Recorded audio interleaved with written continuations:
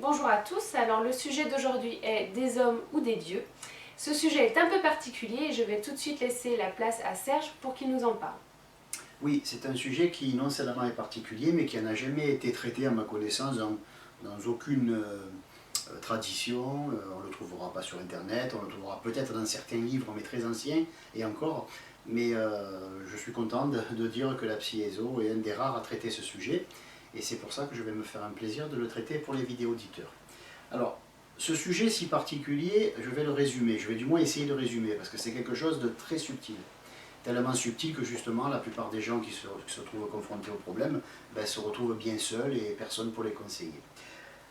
D'une manière générale, on dit, quand on est de la voie cardiaque, on va dire, que nous sommes tous des dieux, que nous sommes tous Dieu, que nous sommes, on va dire, une conscience divine dans des corps différents, qu'il n'y a qu'une seule conscience partagée simultanément par tous les corps. Ça, c'est la Psy-Ezo qui le dit, donc il n'y a pas de souci.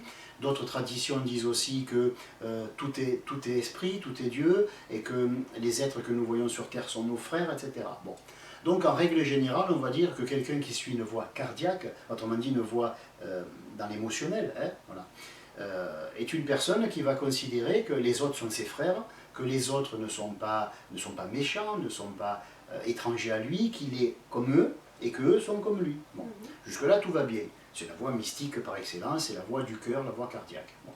Mais le problème, c'est que tant qu'on rencontre des gens qui sont gentils, doux, attentionnés, et qui considèrent les autres comme leurs frères, c'est sûr que c'est un véritable plaisir de commercer avec ce genre de personnes.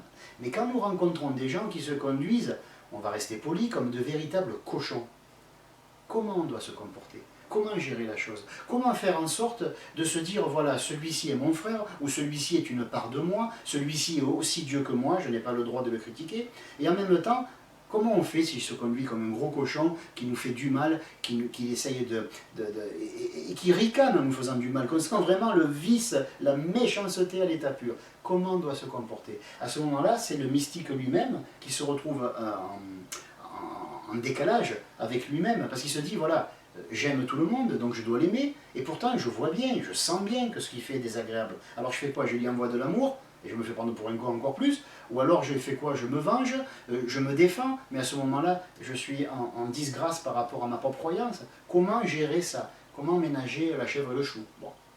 Donc c'est une question, je ne sais pas si je l'explique bien, mais c'est une question qui est primordiale pour un mystique.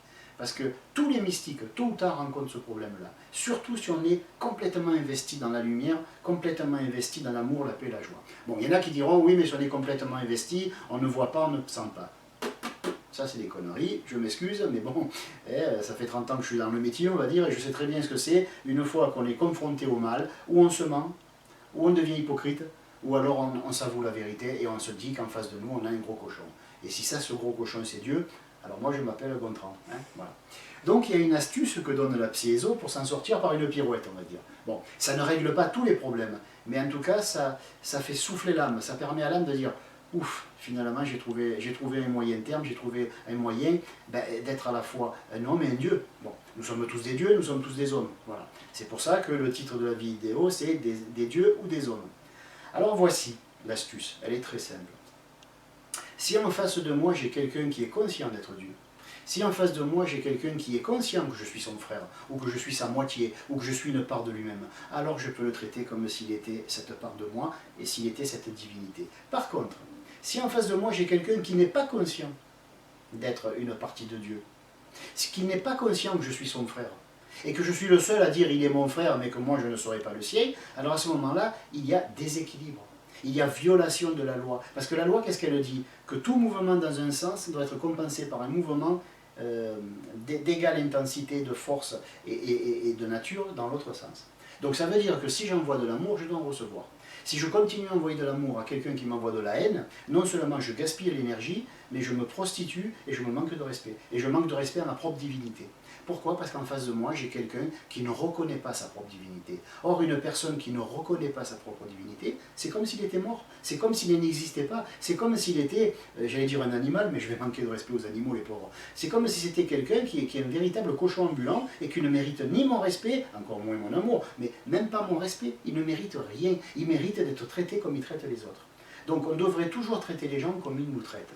Donc c'est pas difficile, même si on est complètement immergé dans l'amour universel, à moins d'être complètement taré, et je ne pense pas qu'il y en ait beaucoup qui le soient, on est obligé de sentir que l'autre nous prend pour un imbécile, que l'autre va abuser de notre gentillesse, de notre amour, et ça, il n'est pas question de donner de l'amour à des gens qui ne le méritent pas, parce que ça se mérite aussi.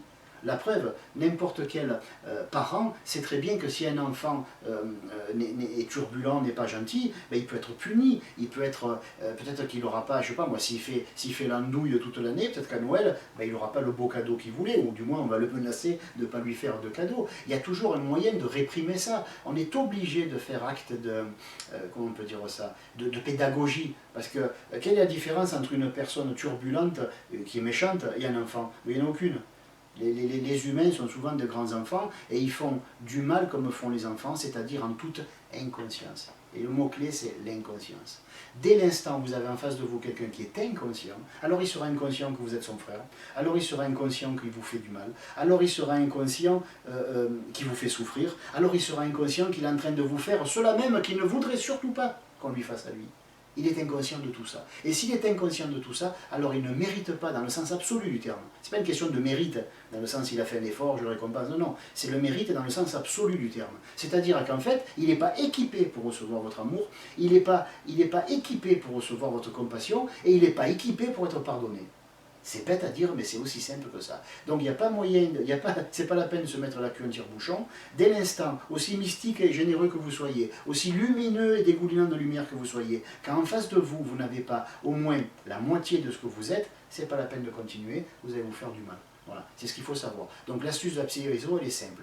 Je fais aux autres ce qu'ils me font. Je les traite comme ils me traitent. Et en faisant cela, je les encourage à s'améliorer. Parce que si vous, il faut être quand même un petit peu intelligent. Si quelqu'un fait du bien et qu'on l'encourage, ça l'encourage à faire du bien. Mais si quelqu'un fait du mal et qu'on lui pardonne, ben ça l'encourage à faire du mal. Hein, tout est double. Voilà. Donc aimer quelqu'un qui le mérite, c'est l'encourager à faire des efforts pour être aimable encore plus et être aimé encore plus. Mais aimer quelqu'un qui ne le mérite pas, c'est lui dire voilà, tu peux faire toutes les conneries que tu veux, tu peux faire tout le mal que tu veux, de toute façon t'inquiète pas, on est tellement con qu'on va t'aimer tel que tu es. Voilà, c'est ça le message que reçoit une personne qui est malsaine ou qui est... Voilà. Après, le jugement, on s'en fout. Moi, je dis malsain, je dis méchant, je dis voilà.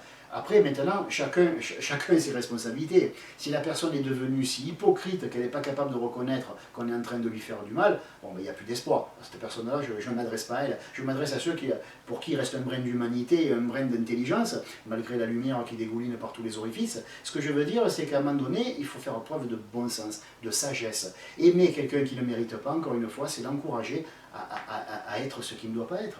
On sait très bien, on est les premiers, je vois bien sur Internet, Facebook, on va défiler pour la paix, donc on est bien conscient qu'il n'y a pas la paix. Si on défile pour la paix, c'est qu'il y a la guerre. Alors on ne peut pas défiler pour la paix sans, à l'inverse, condamner la guerre. Alors qu'on se la joue genre non mais moi je défile pour la paix, pas contre la guerre. Oui, on peut le tourner comme on veut, on peut faire des fioritures, mais de toute façon, celui qui est pour la paix, il est nécessairement contre la guerre. Donc à partir du moment où il aime la guerre, où il aime les gens qui font la guerre, où il pardonne les gens qui font la guerre, à ce moment-là il le cautionne.